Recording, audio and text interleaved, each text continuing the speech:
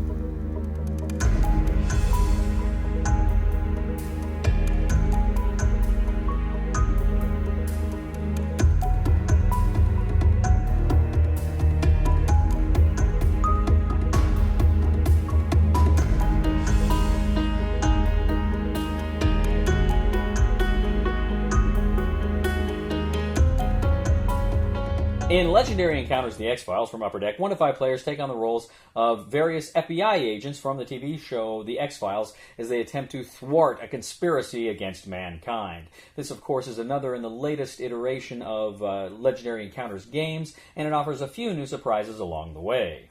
So the characters that you can play in this game are Mulder, Scully, Doggett, Reyes, and that kooky Walter Skinner.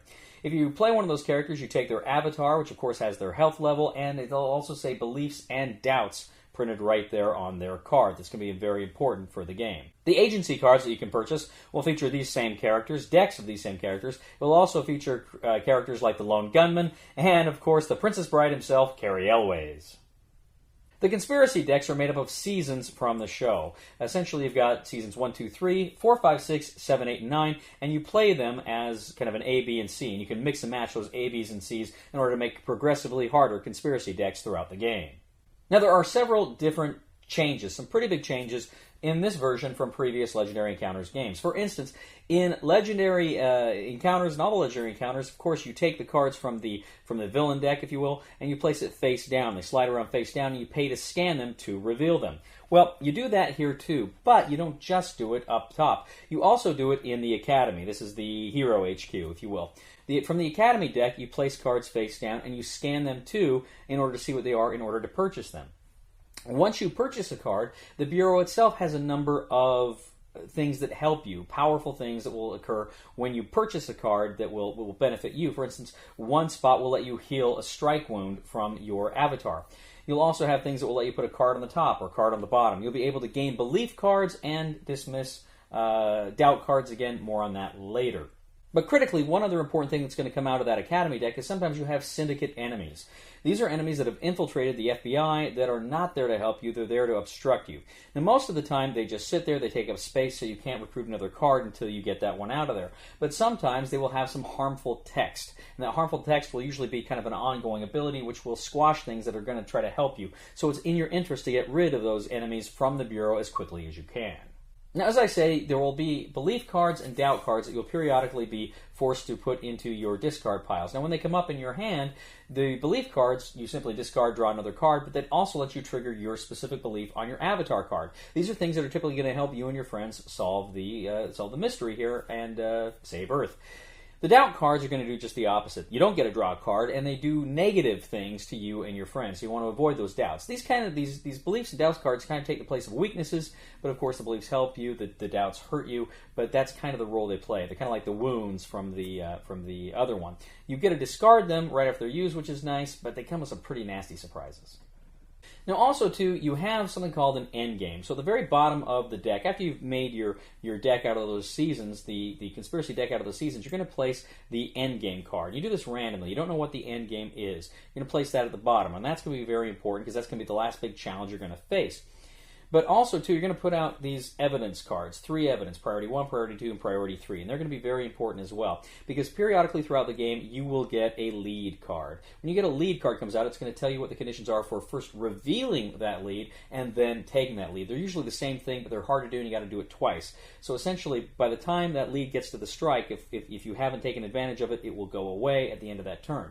But if you do the lead, say it's something like, play 8 cards this turn. You play 8 cards, you can reveal and see what the evidence is. But if you do it again, somebody else is able to do it again before it disappears, then you gain that. Now, why that's important is those evidence cards are going to make the end game harder, so you want to get rid of them. If you can reveal them and collect them, they will not be in play during the final end game. It'll say things like, you can't play certain kinds of cards. You can't use text abilities on certain kinds of cards. So it can be very, very difficult to play the end game with those cards there. So it's good just to go ahead and get those out, and that should be a priority throughout the game. You're also going to have some other kinds of cards come out. You've got informants. Informants give you kind of persistent abilities and persistent bonuses while they're out there. They're really good too. And of course, there's a few other little bells and whistles. You have, of course, the strike cards that come out. Once your enemies get to the strike zone, they will hit you. Whoever turn it is, you take damage. But that works very similar to the legendary encounter systems we already know and we already love. So you're playing through these stories, and that's what you're doing. You're playing through the stories of the seasons of the X-Files, and things get harder as you're moving on. You're trying to build the decks as best you can. You're trying to call your decks as best you can to kind of modify them, to streamline them as best you can. It's not always the easiest thing, but you're trying to do this. You're going through. And then you get to that end game. Now, during the end game, it looks like your avatar card. It's got a health and a defense value. If you can play cards that equal or exceed its defense value, you can deal a strike to it. But its strike is only worth, whatever the strike says it's worth.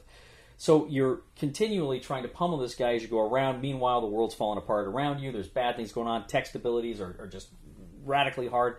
And you're trying to take him down. But if you and your friends can succeed in doing that, you'll win the game. However, if at any time during the game you or one of your friends dies, if their wounds accrue, get to their health level, they are out of the game, and you all lose the game. So again, you need to defeat that end game, and if you can defeat the end game, then you and your friends succeed in saving the world and win Legendary Encounters, the X-Files.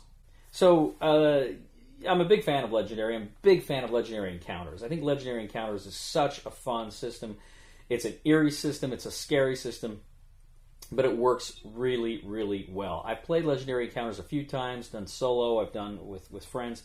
And, of course, it works better, I think, with more people because some of the text things say, the person to your right or choose a player. And that always works better when you got more people, so you kind of have to dumb it down, I guess, a little bit when it's just you. I mean, it still works. It works well as a solo game. I actually really enjoyed the solo game, but I like playing with other people. And the coordinate cards are so much fun when you got other people out there, and everybody's saying, "Oh, you got a coordinate card. You got a coordinate card."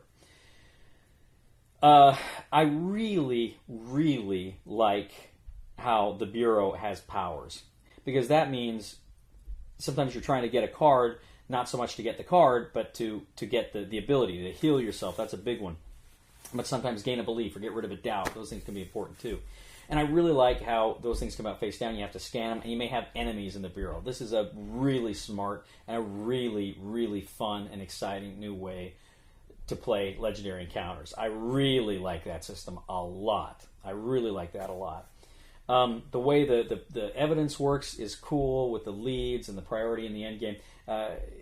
It's all good. The mechanics of this game are solid. I do have a criticism, and the criticism is more about the aesthetic. Now, I think the play mat looks awesome. I think it looks beautiful. You got the shadows where the conspiracy deck comes out, the field where you're battling the aliens, then of course the Bureau where they come out, and that looks awesome. But you've got the cards themselves, and you have different classes of enemies. You do have humans, you have spirits, you have aliens, you have different things going on. You've got the lead cards and the evidence cards, and the cards themselves, they're going for that kind of clipboard and file look to them, which I completely get. But with the different colors, they're kind of subdued colors. It's just not the most aesthetically pleasing cards I've seen from Legendary. Now, I don't mind the screen caps. It's got screen caps. I don't mind screen caps. I'm fine with screen caps.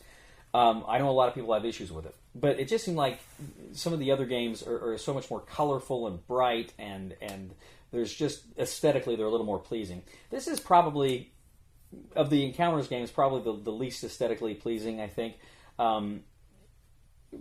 But as far as the cards go, just from the way they did the art on them, the clipboard art and whatnot.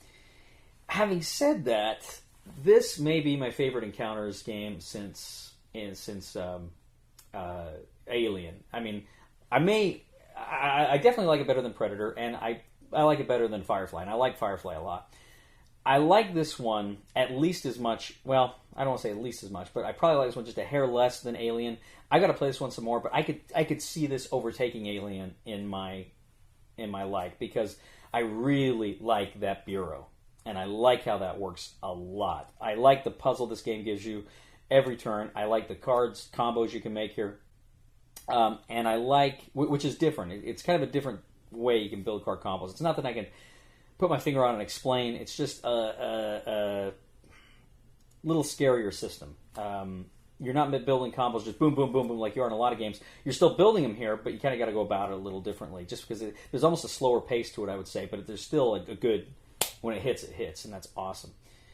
I really like this game. Really, really like Legendary Encounters quite a bit. So once again, if you like the Legendary system, if you like Legendary Encounters that you've seen before, or if you're just a fan of the X-Files, which I am, I really enjoyed the show, I think you're going to get a huge kick out of Legendary Encounters and X-Files, the X-Files.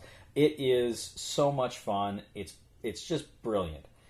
I love this. I can't wait to see what they're going to come out with next. I think they're doing James Bond next. That's going to be awesome too, but man, it's going to be tough to top this one.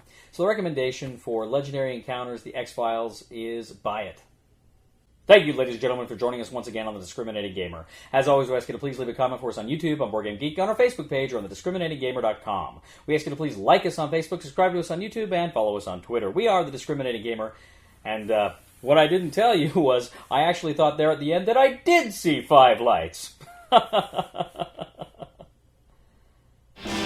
somebody help me on my feet again, and I don't know where I'm going, and I don't know where I've been. Please somebody help me on the solid ground. It's a long time, and I'll be dying. Once a year I wind up in the band. 2, 1. Sorry. You're too damn familiar. I know. 2, 1. Let's just go over this one.